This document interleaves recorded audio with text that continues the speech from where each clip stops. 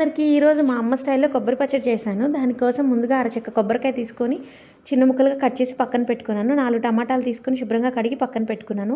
తర్వాత కట్ చేసుకున్న ముక్కలను ఒక మిక్సీ జార్‌లోకి వేసుకొని బరకగా గ్రైండ్ చేసి పక్కన పెట్టుకున్నాను. తర్వాత స్టవ్ ఆన్ చేసి కడాయి పెట్టి అందులో కొంచెం ఆయిల్ వేసి కట్ చేసి పెట్టుకున్న టమాటా ముక్కలు కూడా వేసి బాగా మగ్గించుకొని ఆ తర్వాత అందులో రుచికి సరిపడా ఉప్పు, 1.5 చెంచాలు కారం కూడా వేసి బాగా కలిపిన తర్వాత ముందుగానే మిక్సీ చేసి పెట్టుకున్న కొబ్బరి తురుము కూడా వేసి ఈ టమాటా, ఉప్పు, కారం మిక్చర్ అంతా ఈ కొబ్బరి తురుముకి పట్టేలాగా బాగా కలుపుకొని స్టవ్ ఆఫ్ చేసి పక్కన పెట్టి పెట్టుకున్నాను. ఈ చల్లారిన మిశ్రమాన్ని మిక్సీ జార్‌లోకి తీసుకొని అందులో కొంచెం జీలకర్ర, ఒక 6 వెల్లుల్లి రెబ్బలు కూడా వేసి మెత్తగా పేస్ట్ చేసుకొని తర్వాత తాలింపు కోసం స్టవ్ ఆన్ చేసి కడాయి పెట్టి కొంచెం ఆయిల్, ఒక హాఫ్ స్పూన్ ఆవాలు, హాఫ్ స్పూన్ జీలకర్ర, ఒక హాఫ్ స్పూన్ మినపప్పు, శనగపప్పు, 2 ఎండుమిర్చి, కొంచెం కరివేపాకు కూడా వేసి బాగా ఫ్రై చేసుకొని ఈ చల్లారిన తర్వాత ముందుగానే రుబ్బి పెట్టుకున్న కొబ్బరి పచ్చడిలో వేసుకున్నాను.